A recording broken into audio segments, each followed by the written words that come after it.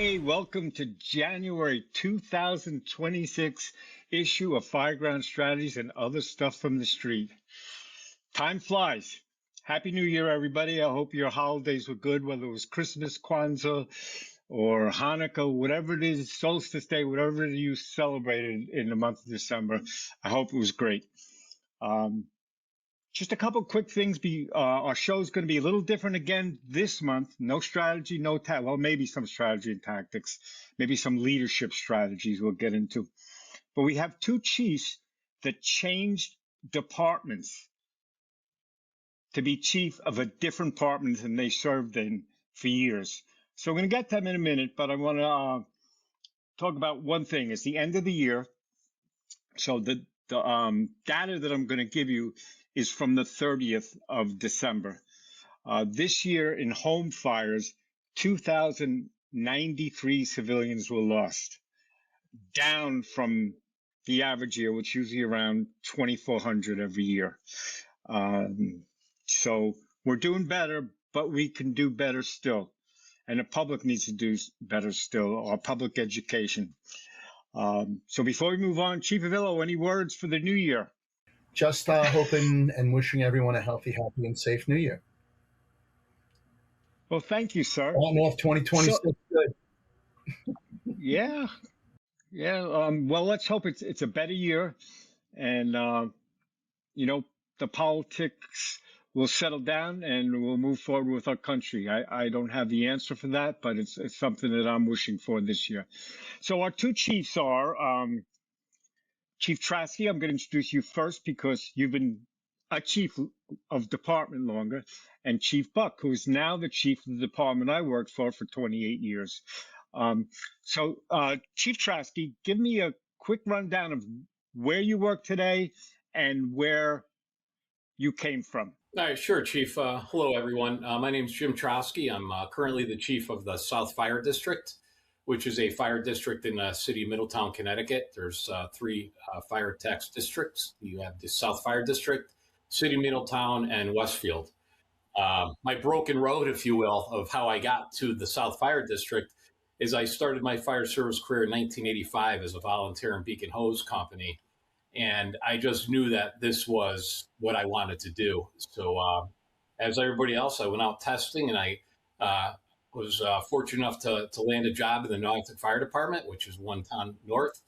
And I retired from there as a deputy fire chief in 2014. Took a little bit of time off, did some odd jobs, and the good Lord thought it would be great to give my wife, Kristen, and I a little present, and that's our little Sarah. So at my upper 40s, I had a young child on the way, and I had a love for the fire service. So I started testing again, and I just wanted to be an entry-level firefighter in the South Fire District. So I was happy and content with that. I got hired by Chief Rob Ross, who apparently had other ideas for me because of what my background. I was a former lead of the Connecticut Fire Academy recruit program. I ran the Wolcott Regional Fire School, so I came with a little bit of experience. And before I knew it, I went from firefighter to training officer to deputy chief, and now here I am sitting fire chief for the last 5 years. So if you asked me 10 years ago if I'd be the fire chief of the South Fire District, I wouldn't even know what you were talking about. So Chief Buck, tell us about yourself. All right, hopefully we'll keep the background noise to a minimum. So Jim Buck started in 94 in Bridgeport, Connecticut. Was 28 years in Bridgeport, worked my way up to the deputy chief, which is their number 2.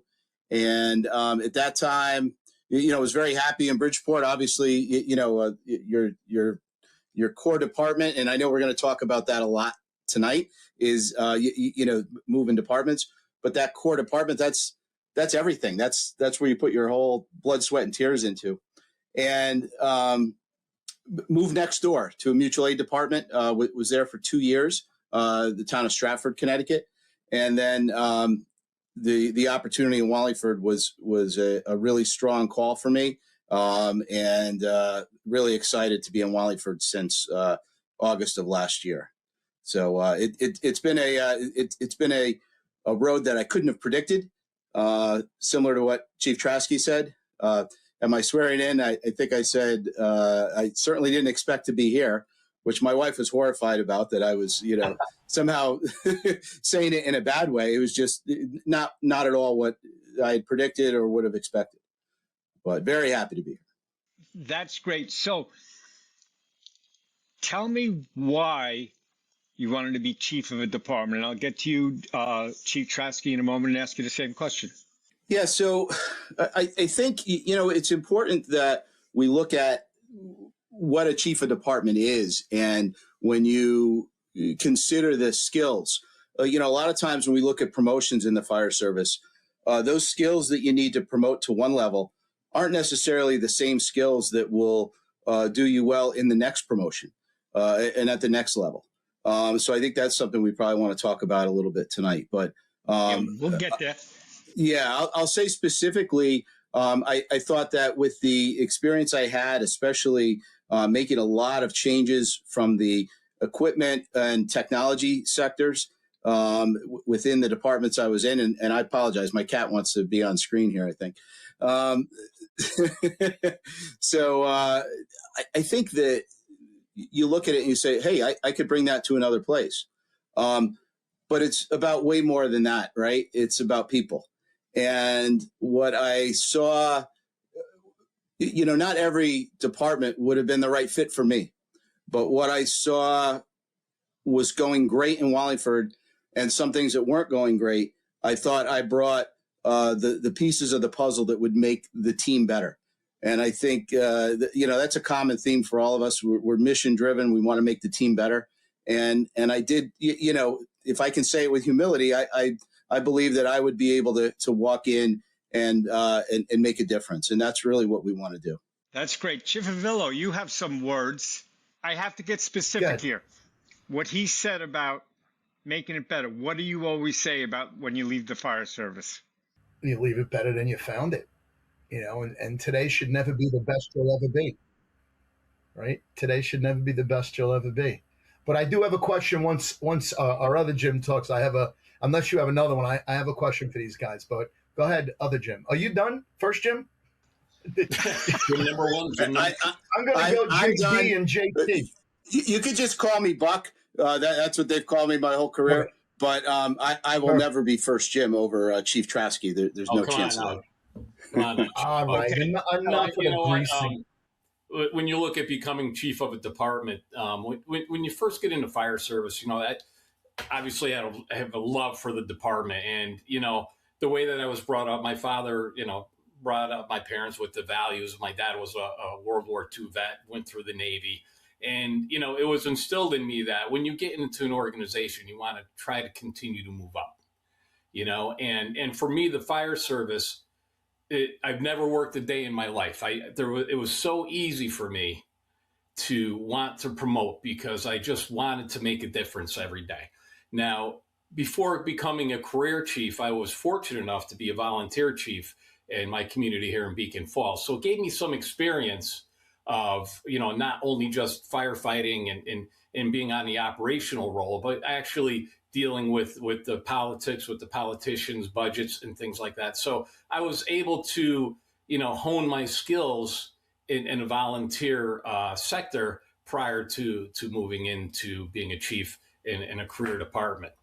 But I have to say that I was always wanting to be a company officer. I wanted to probably rise to the position of battalion chief, but I never thought that I would rise to be the chief of the department. But the longer you're in the fire service and the more people that you're exposed to and the mentorship that you get from others compels you to want to do and move into those upper careers. So that's kind of how I got to where I am today.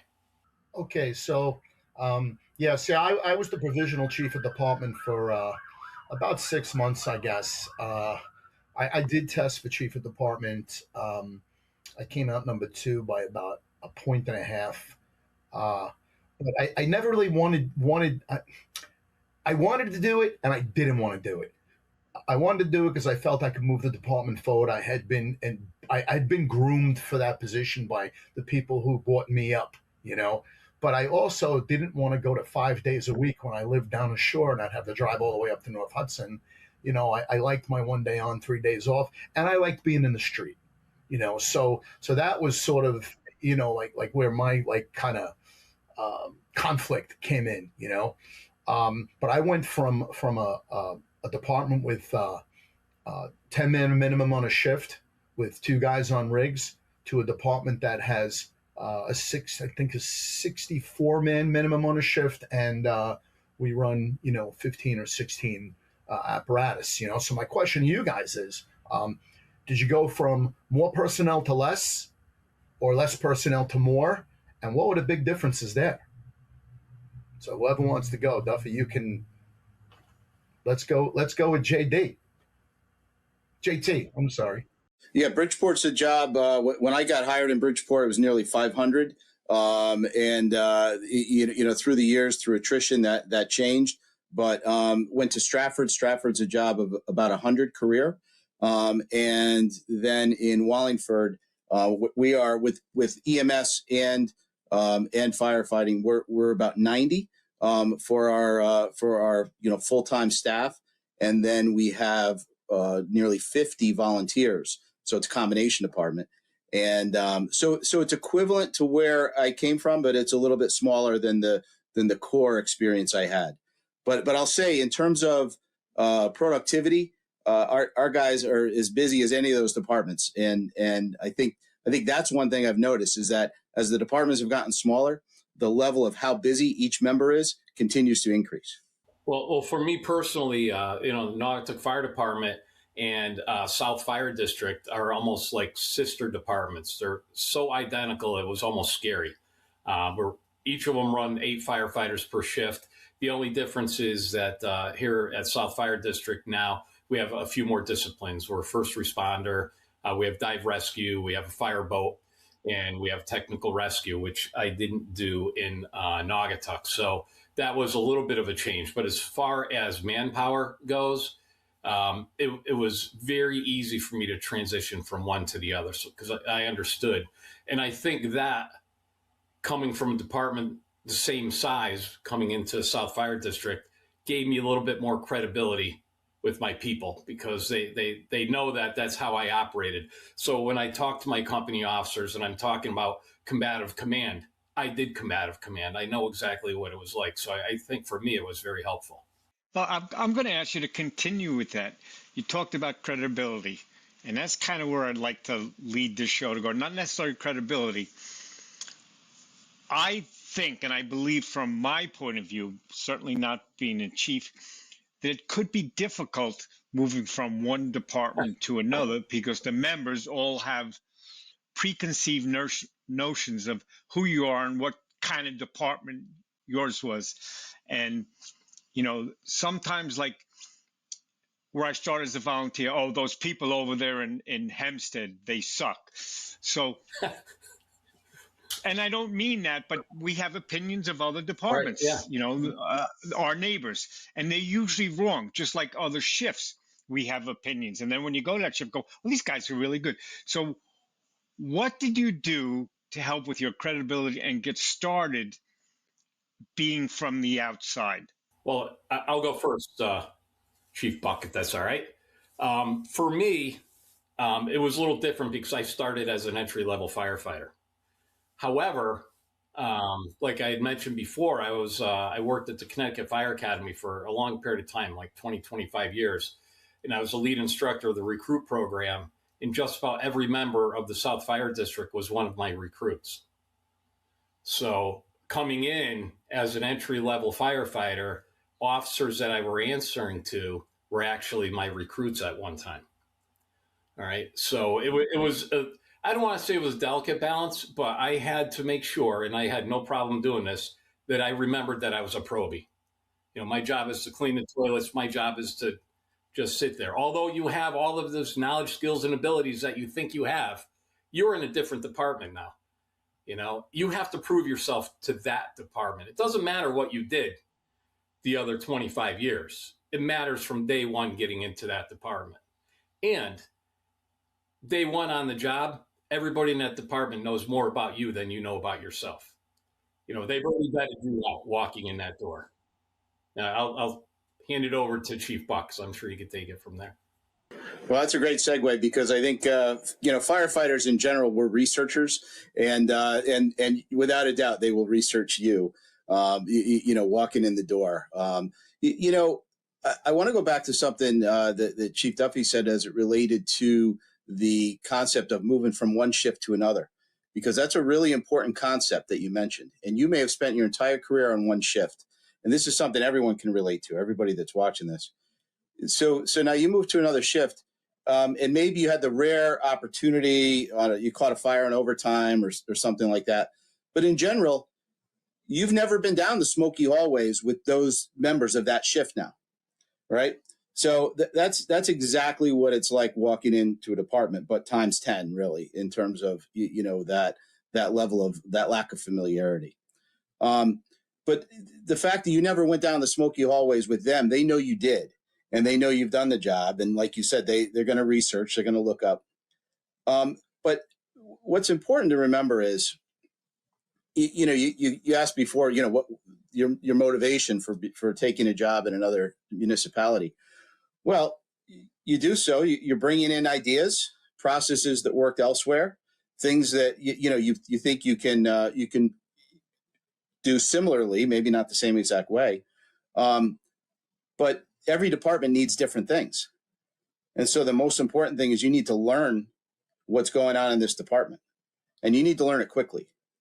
And I think the way you do that is not by opening your mouth and talking about everything you've done, but by showing up to every department event, whether it's training, whether it's incidents, whether it's just grabbing a coffee and making sure you are listening to understand what is going on in the department, to get your finger on the pulse.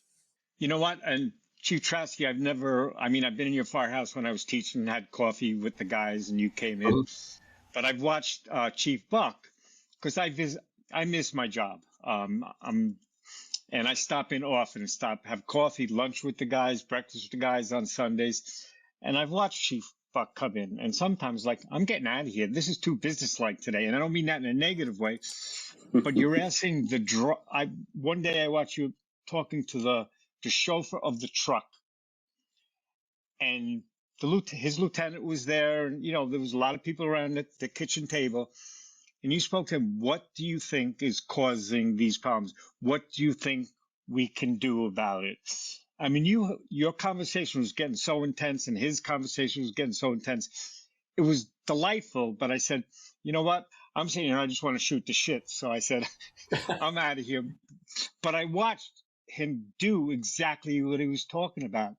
He was talking to the guy who drives that truck every shift he's on, and his lieutenant, and everybody else had something to say, but he was mining for information just by asking questions. Didn't talk about the problems he's having with the garage that maintains it. He just asked, and it was beautiful to see. Well, Jim, I have to speak a little bit on this, and like we said, we all learn about each other, and I've learned about Chief Buck because I know some people who worked underneath him, and that very word is approachable, and you build these relationships, and I know that Chief Buck has built these relationships not only in Wallingford, but certainly in Bridgeport and in the fire service himself. Actually, we're all going out to breakfast tomorrow as part of our relationship building, and building those relationships early on with everybody from the top down, bottom up is what makes the key to success as a fire chief. And being that approachable, that these folks know that they could come to you and express their concerns without being judged or being pushed aside. Absolutely very kind, true. Chief. Thank you. That's absolutely true in any profession, but especially in the fire service. Now, Chief Trzaski, this probably doesn't apply to you because you competed internally for the chief's job, but Chief Buck was competing externally. And then sometimes, and again, this is for you to guess because I don't think anybody had this problem, but sometimes the members had their pick, the guy they wanted to be chief. Now, I think for somebody like you two guys walking, that would be a hornet's nest to be walking into because their guy didn't get it, and outside chief did. What do you think you can do to prepare for that? Well, I think the most important thing you need to think about is, again, evaluating the department, evaluating what their needs are. And most departments nowadays put their chief level officers, especially the appointed positions, out, to external candidates. But if they have the right individual that has the right experience, meets the qualifications, and has the support of the membership, in reality, that should be the hire. That should be where the department goes with.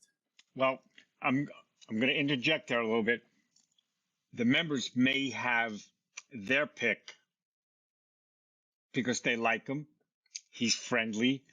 He may not have the skills and abilities that the chief of department needs, because now you're getting to, unlike New Jersey where they have directors, now you're dealing with budgets, finance, political, meeting with the mayor and the town council or city council. Their favorite may be their buddy. So that animosity is not coming because you're a terrible chief or will be a terrible chief, because you're not their friend. And that's a wall that you have to be ready for.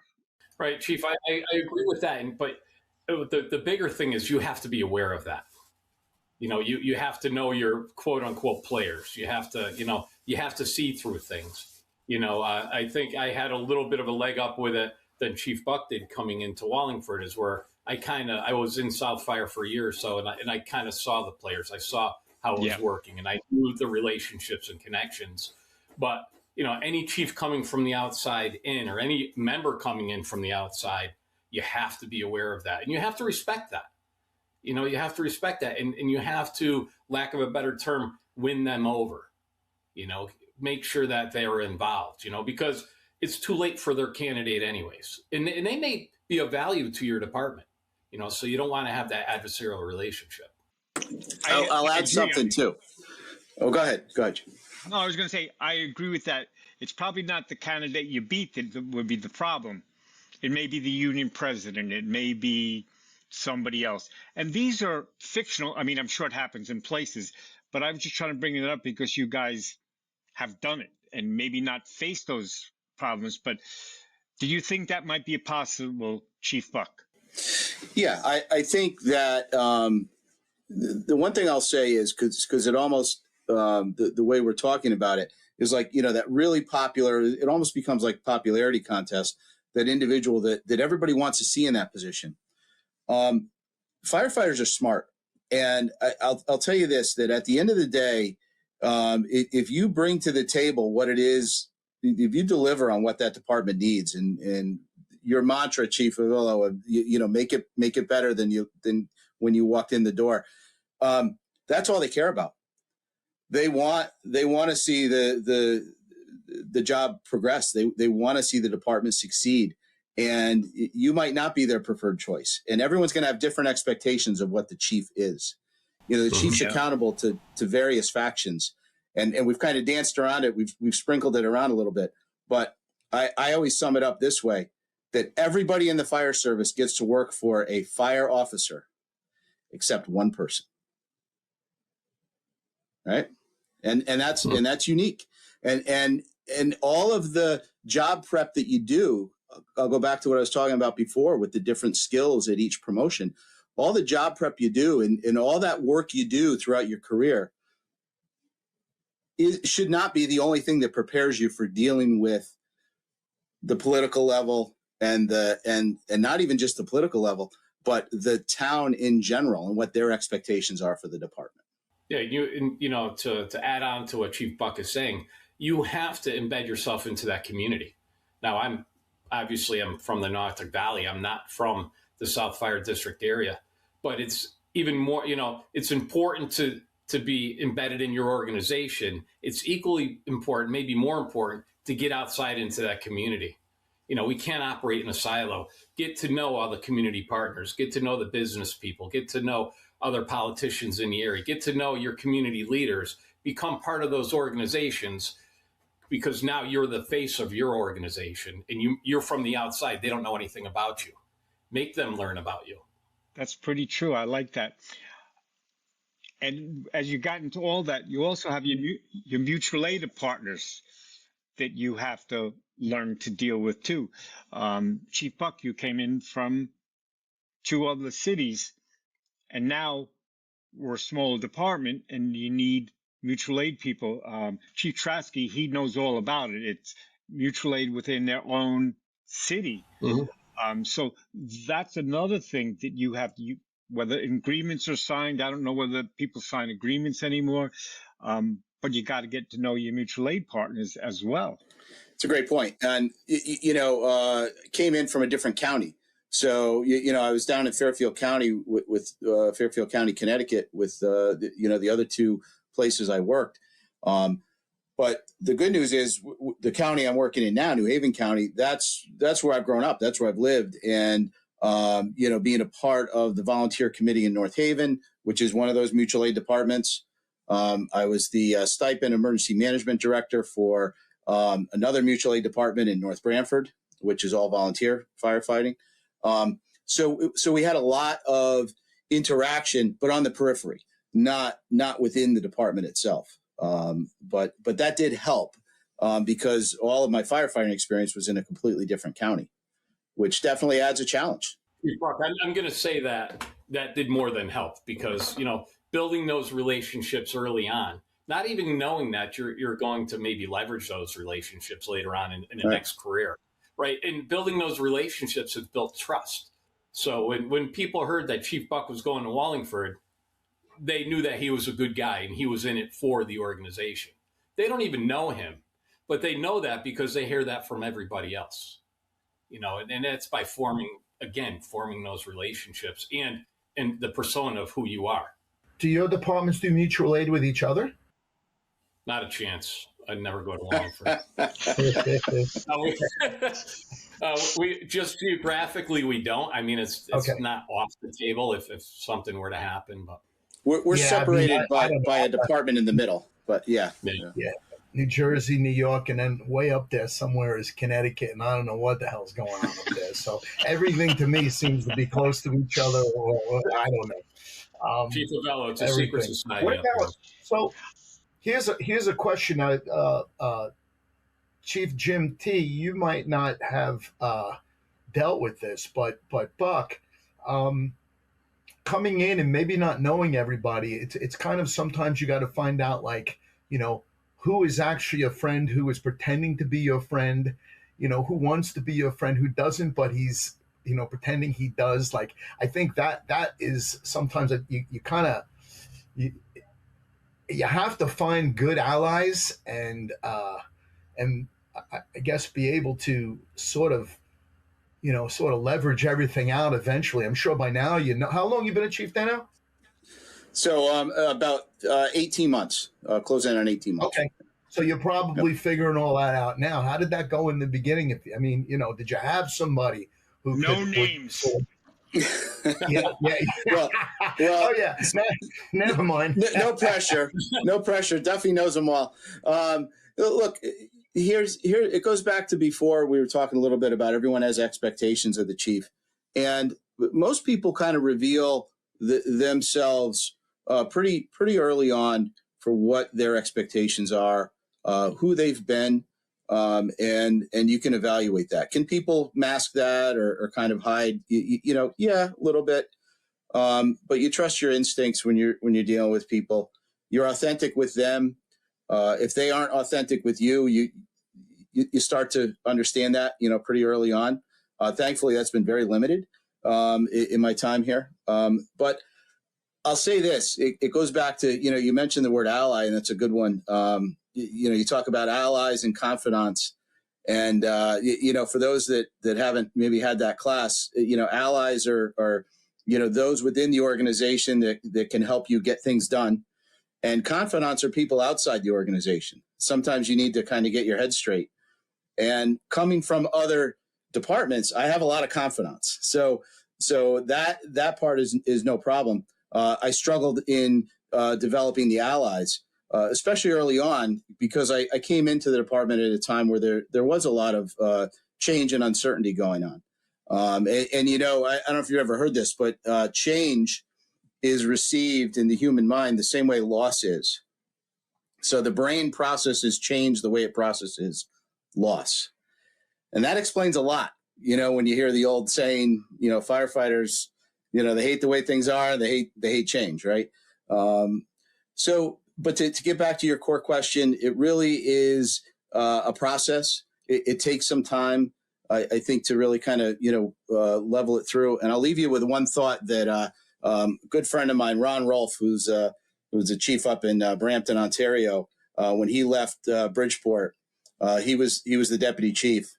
And when he heard I got promoted, we had a good long phone call. And he said, you know what your toughest problem is going to be? And I said, what's that, chief? He said, replacing you. And I said, well, how do you mean? And he says, you've been the glue behind, and he rattled off about 10 different projects I'd been involved with. And it was so true. And so that's even in the internal department, you had to really identify. And I ended up relying on people that were way better than I was in that role. They did even better. But to now find them in a new organization is not easy. But they do identify themselves. And so it's been a process, though. Chief, that brings up a valid point, too. When you talk about change, and, you know, you come in as the new fire chief and you're trying to find your way around, and you're, in your mind, you know how you might want to change the direction of the department around a little bit. But change has to be titrated, especially in the fire service, right?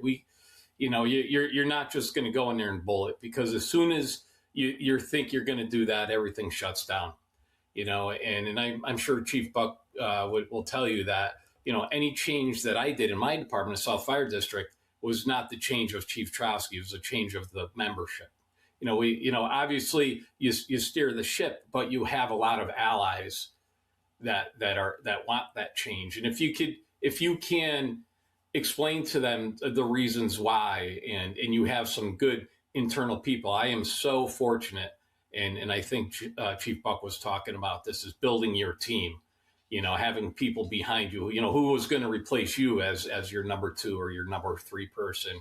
And my deputy chief, Nick Fisher, that I have, I mean, it was like, everybody uses the word unicorn or whatever it may be. I mean, this guy's got it going on at a young age. So both of us together could create that change. And he's been in the department long enough where, you know, he has that following, he has that deep trust, and together we form that. So making that change as a new fire chief, you cannot do it alone, is kind of what I was getting at. Chief Trzaski, one of the things, like big change that you made recently, and I'm an outsider, that I absolutely love, is that you made captains.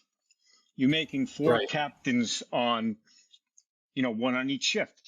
And the way I see that, now the buck stops there. Before, you had 2 lieutenants, and I'm not saying it was terrible, but the firefighters, well, mom said, no, I'm going to go ask dad, when they were both lieutenants in the same house.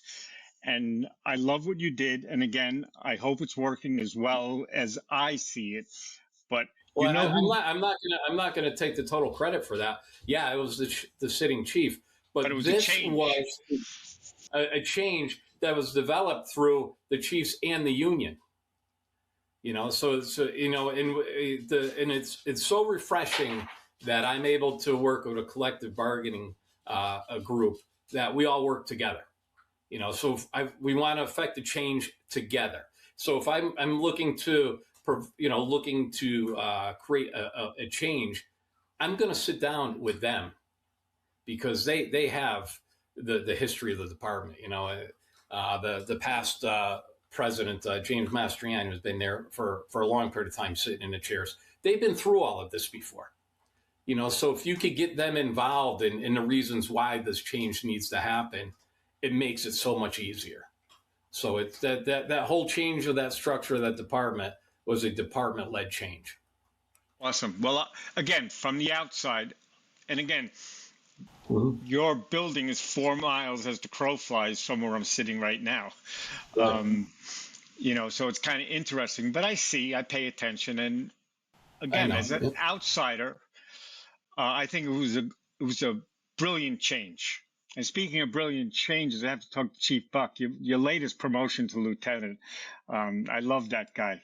Well, we had some good candidates, so something as simple as that. I think it's something good, and I shouldn't say simple, but something that is kind of a straightforward process. I'll call it a promotional process. We've all been involved with them. We've all seen how it goes. That is so vitally important. That process is fair, open, and that everyone kind of understands that, hey, there's a real chance here. This is not, that's one of the beauties of coming in from the outside. You don't have these long-term relationships where this guy was best man at your wedding and the other one built your house. And so that's one of the positives. We've talked a lot here about coming in, blind or they don't know you, the unknown quantity. But that's actually a great thing when it comes to this, because you can say, hey, look, this is a level playing field, and they believe you because you don't have those long-term relationships with people. So, the people getting promoted, they're getting a fair shot. Everyone's got an equal shot at it, and come out and do your best. What's funny is like we're a smaller department, and you talk about change, you talk about promotions, and it changes so rapidly, right? So you get your leadership team in place. You have a good set of core officers, and you think it's going to sustain that for a while. And then before you know it, somebody's retiring or something's happening, and there's a change. And then all of a sudden promotional opportunities arise when you don't even realize they're going to, so you have to be prepared for that. And that's another thing that we were able to do in our department is we have a constant rotating officer list. So every 2 years we're testing for our lieutenants. So it's getting our people in the mindset and ready to go and move up into that position by testing every 2 years. And what we've done is we've created that officers list, the lieutenants list, to now be a list of acting officers. Again, this is a change with the department. The department led that change. As the chief, you drive that change through, but you have to have that engine to drive you up into it. Yeah, I just want to elaborate on something. I forgot to mention it earlier. Trzaski mentioned it. When you're working, especially coming in from the outside, but this goes of any department. When you're working with an apparatus committee or some type of equipment group that is going to do advanced extrication tools and all that, you want to put at least a small team. Sometimes it's a bigger team together. We just had a communications and dispatch working group that's been convening to handle some of these, dispatch and communications problems. I believe one or two chief officers in a room can come up with a pretty good policy. They can come up with a pretty good plan to change things. I believe when you put a group of 5 or 6 together from different shifts, different ranks, and they come together, that's a far better product you're going to have in the outcome than a couple chiefs in a room. Right, and it's going to be more accepted. You're going to have the senior man on the floor. You're going to have the junior man on the floor whose verbiage is actually probably in that policy, right? And they're going to sell that to the department for you. Exactly. If you're shoving something down their throats that they had nothing to be involved with, you're always going to get resistance. But I always found that, when you're making these committees, you have to get the people involved that are actually going to be, they have the best ideas because they're actually out there doing a job, and you can't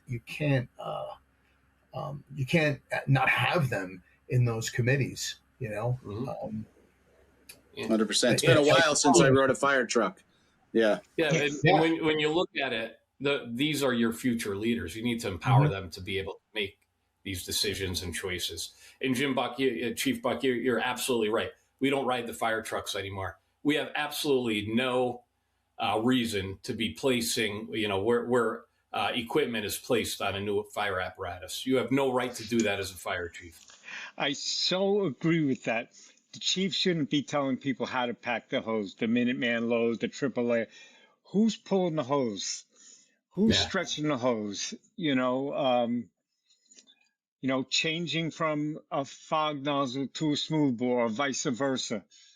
Let all 4 shifts or 3 shifts, however your department works, try it and see how it works and come up with a consensus that everybody can buy into, and then the chief has to buy into it, and they have to explain the reasons why to make the change.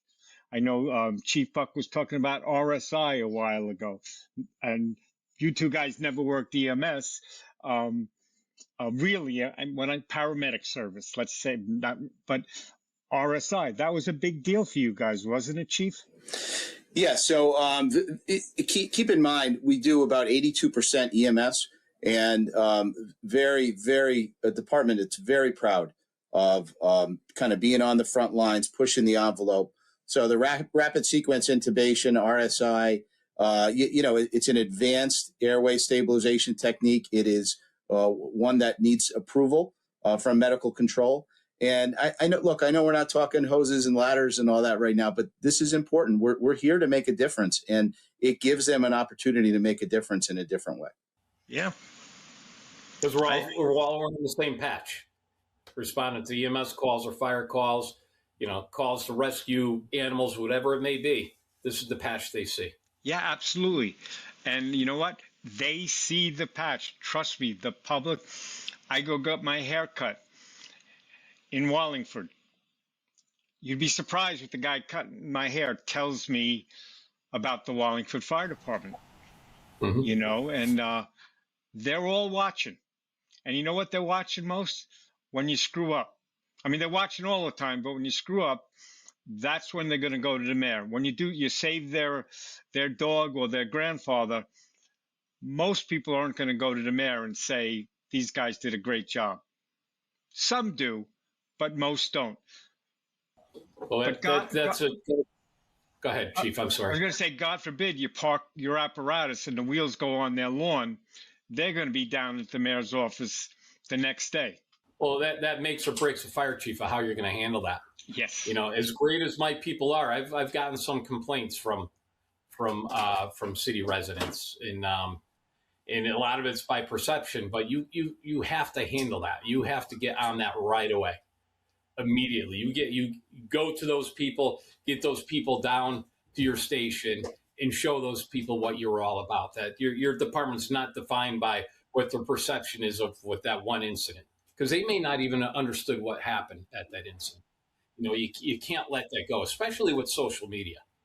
I've had to handle a couple incidents that if you didn't put it out on the incipient stage, man, that was going to be a conflagration.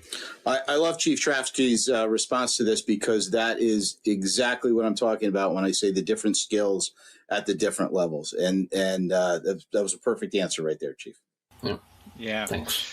So now I'm going to ask each individual, you guys answer in any way you want. What was your greatest success after making the move? Now, that could be something that made you feel really good, self-gratification, just something that happened that said, I'm in the right place and I'm doing the right thing. I'm going to come out with a really strange one. All right. And this is after I'd been there about a year. We had successfully negotiated a contract. We had put some things behind us that, were kind of laying around when I walked in the door. And the department has an annual event, nothing to do with the department itself in terms of operations. But if you understand the history of how this event came to be, you would understand why this was so unusual. And I said, making a difference here. I got invited to their annual, the annual firefighters picnic, which had not been a thing. Chief officers were not invited to this. And so I'm not talking about a piece of apparatus. I'm not talking about equipment. I'm not talking about things we've done to increase safety. And, I'm sure Chief Trzaski would agree. These are things we're looking at doing all day long operationally. But it was that simple thing that they were inviting me in behind the curtain that said, okay, we're making progress here? That may be a strange one. Chief, no, that's not a strange one. And I'm going to springboard off of that, is because you've effectively changed the culture. You've changed the culture of acceptance, where there was probably, whether perceived or not, division, right? There's division between the feet on the street people and administration. And it's nothing personal. It's just the way that it was. And again, being approachable. And I'm kind of following down the same path, is that, I feel very fulfilled that I was able to, not by myself, but empowering the people below me and allowing the firefighters to create a better culture in our department, a culture where everybody's opinion matters to a certain extent, and that we have created such relationships with our mutual aid partners and with the community at a whole, that I don't think there's anybody in Middlesex County doesn't know anything about the South Fire District, because our people are proud. And our people want to get out there into the public, and they care about the public, and they do so much more than just responding to emergencies. And when I see that they were into public relations, I just catapulted that up and made that one of our priorities, to get out into the public, get out there prior to an emergency, to earn that trust and make sure that they know that we're responsible for them. That's great. Both of you. This is when you sit back and say, I have arrived. You can comfortably say, I have arrived. And I think that's wonderful. Chief Avillo, what do you think of that? Had to unmute myself.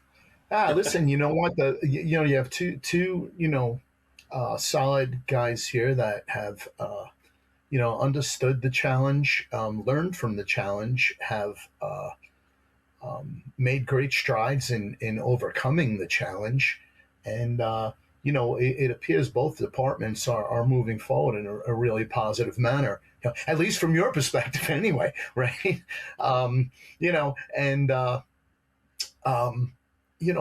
That's a really good thing. I remember, my experience was with the regional fire department was they put 5 departments together. One day I was a North Weehawken battalion chief. The next day I was a North Hudson battalion chief, and it took us 5 years to get a regionalization contract. There were people that weren't really happy with the whole thing, and but I see the parallels. At the end of the day, we had a very good core group of people that were working to make it. We're working to make it work. We all sort of knew each other. We did mutual aid together. It was fun, interesting, and I was talking about this today with Eric Dryman from Indianapolis on his show. You kind of had the best of the best because each town, because in New Jersey the way we test, it's a civil service test, so we all take the same test.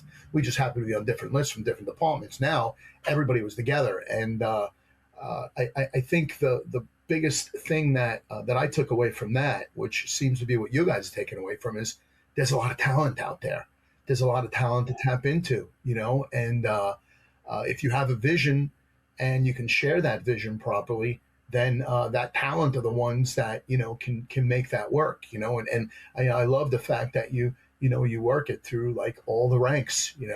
We have a safety committee, and the safety committee, rather than just being the chief of the and some select members, that's okay. It's represented by every rank. There's firefighters, battalions, captains, union, it's represented every rank. All heads are better than one head together, So I think that your philosophy of sharing the load while still sort of directing the load and leading the load pays off dividends in the end a great deal of the time. If you're willing to listen, that's probably the most important thing I've seen. If you're willing to listen and listen to understand rather than listening to respond, is and you'd want to do both, but one comes after the other. It seems to be what you guys are doing, and that's really really good thing. And what it is, at the end of the day, you can put your head on the pillow, close your eyes, and say, what, we got better today. Because that's really all you're trying to do. You get better one day at a time.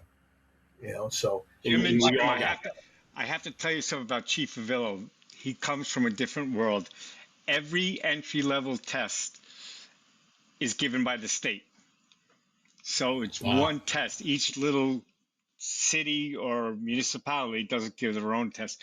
The other thing is when you chief a department, you know that budget thing you guys deal with, they have a director that handles that. The chief of department is an operational chief. Can you imagine that? Yeah, we don't do it. We don't. What I a know. blessing I was that the would acting be. chief. I didn't deal with a budget. We don't. First time I ever dealt with a budget was when I ran the Monmouth County Fire Academy, and I was like, "What budget? What? Well, this is the money you got. This is how much you can spend." And I'm like, "Well, how do I think?" So I had to put a whole spreadsheet out there, and I figured it out. But I didn't have to do that in North Hudson, And the other thing is, Can you imagine? we don't Everybody do any would run a medical. chief then. We don't do first That's responder. something We that's didn't do lacking any of that. in a taxing district. That's what's lacking is you don't have the depth of the city agencies, right? So when you look at the South Fire District, I answer to 5 fire commissioners, and our budget gets voted on an annual basis. I don't have an HR department. I have a finance department. Anything that needs to happen, it's the deputy chief and myself and my administrative assistant make it happen. She's like my town clerk, so I don't have that depth. However, it makes the operation much more streamlined when you have to get initiatives done as well too. So it's kind of a balancing act. But how scary is that to have people never knew where the money vote was. on your I'm budget? sorry, I never knew where the money saying? was coming from unless there wasn't enough of it. But, I'm sorry. Chief Go ahead, Duff. Chief Trzaski, Yeah. do you sweat because the public votes on your budget every year. Do you sweat that every year, or do your members sweat that every year? Well, I've been chief about 5 years. My first budget was voted down unanimously, so that was a real morale booster for myself. My first year as the fire chief was voted down, but there were a couple different reasons for that. I learned a lot from that, and that's why I really feel it's important to get out into the community and sell your budget and sell your department. And our last budget was passed by an overwhelming, it was like 3-1 margin, and that's not only a testament of what you might call the leadership staff, but it's my members getting out there as well. Our members getting out there and selling our department. We have to sell our department on an annual basis in order to get the people to come out to vote our budget. They had a real bad time in the 90s where their budget was voted down quite a few times, where they were almost got taken over by the state. But luckily we haven't had that, and we're continuing on the upward progression with that. And just being totally transparent with your residents and with your commission and with your members that, hey, we have a finite amount of money. This is how we're going to spend it throughout the year. Yes, certain emergencies may show up, but it's not a never-ending pot. And and I'm very fortunate that the collective bargaining unit understands that as well. So we work together. So I wanted to add something to Chief Trzaski's comments there about having a budget that didn't pass, and what he's talking about in terms of getting out with the community. I got to believe you continue asking, and you ask for everything you think you need. Mm-hmm. So I had a real humdinger of a first budget proposal for my first go round, and it was received interestingly. Had some good discussion with the mayor on it, and at the end of the day, we have a department head meeting, the managers meeting, and let's just say my proposal wasn't very well received by some of the other department heads. And it was because of how much we requested and how much we asked for. But you don't get it if you don't ask for it. I mean, my feeling is they brought me in from the outside to give them an honest assessment of where this department needs to be going. And I gave them that. And maybe the truth isn't what they wanted, but I did that. And so I think the fact that you had a budget that was voted down and then maybe with some additional tweaks, but also that the information that gets out to the public, that sounds like success to me. It doesn't sound like failure.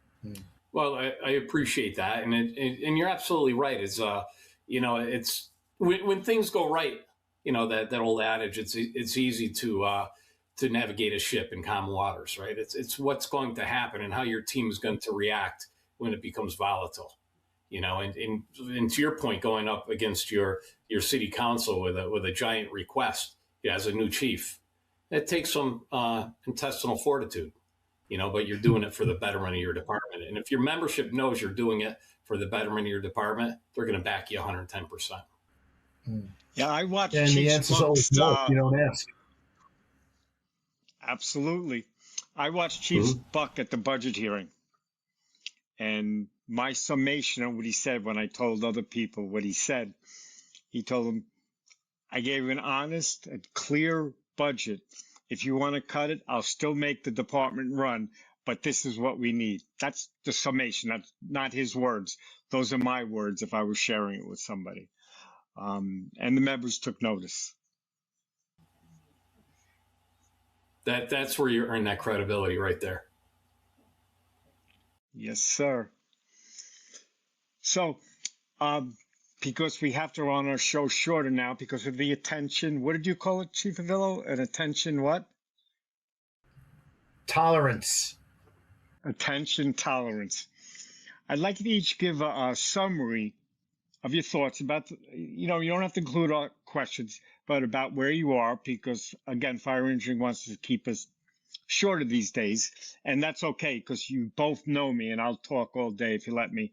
And Chief Avillo's got oral diarrhea as well, although you didn't see it tonight. But so each of you, it's okay. Whoever wants to go first, just give me a summary of your thoughts about your position, about your thoughts for the future, or wherever you want to go. This is your summary, not mine. Go ahead, Chief Buck. He threw you under the bus, brother.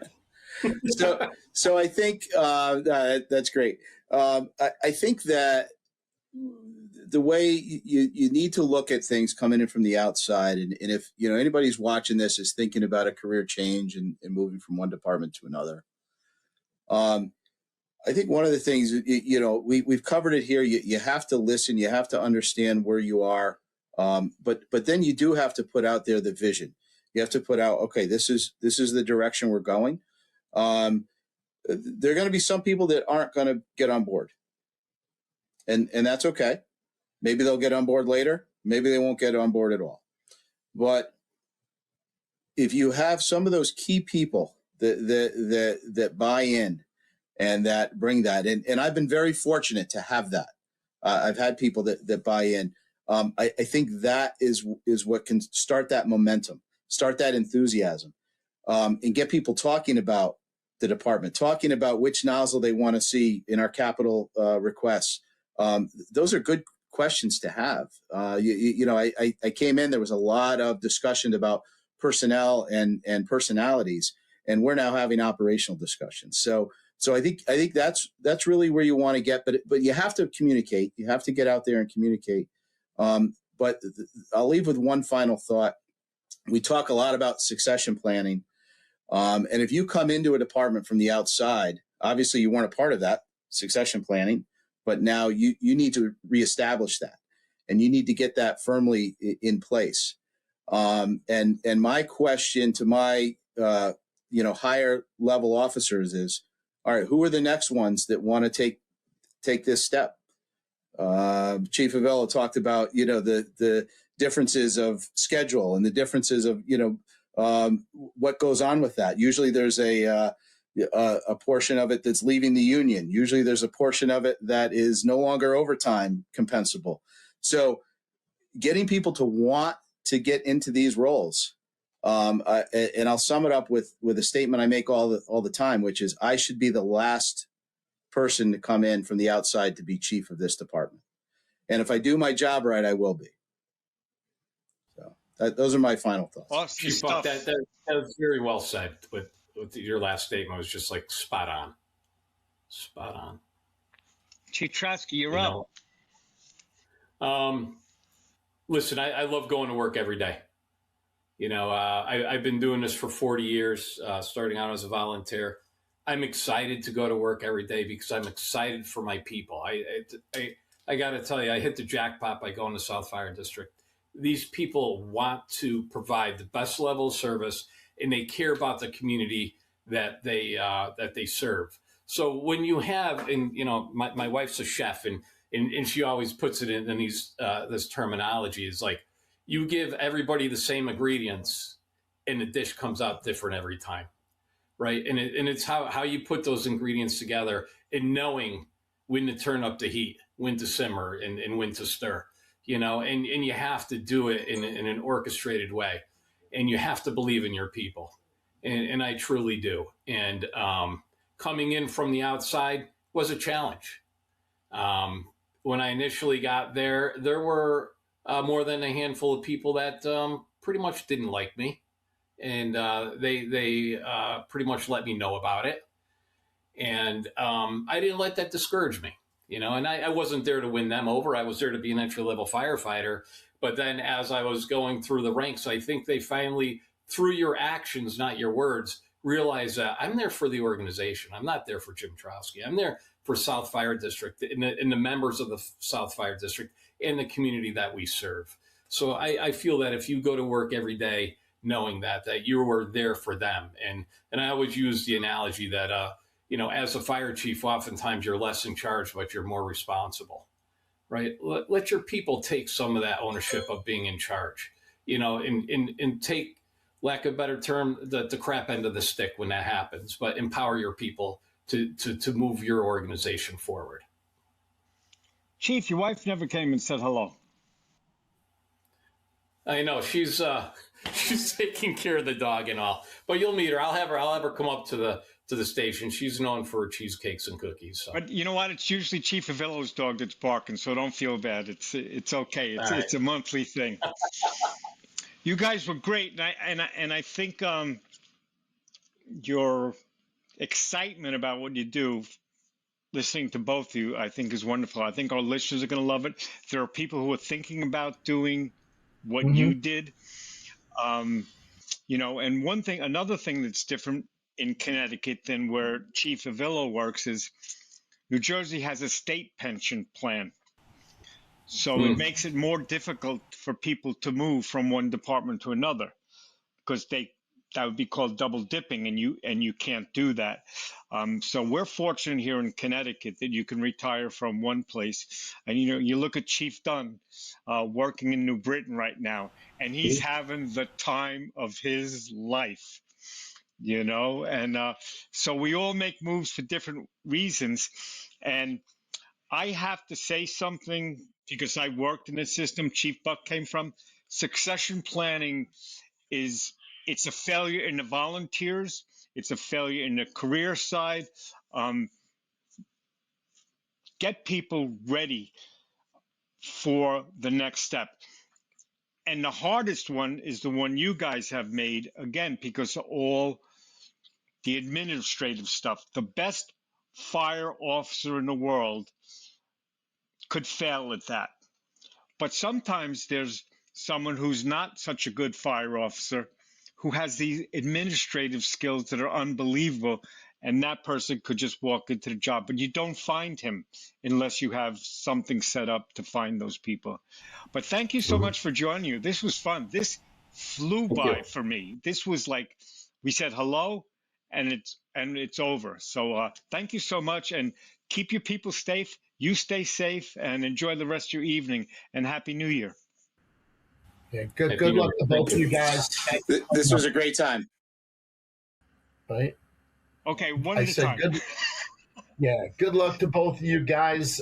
God bless your departments, and thank you for coming on. It was a pleasure. Thank you, Chief. Great time. We had a great time here. Thank you.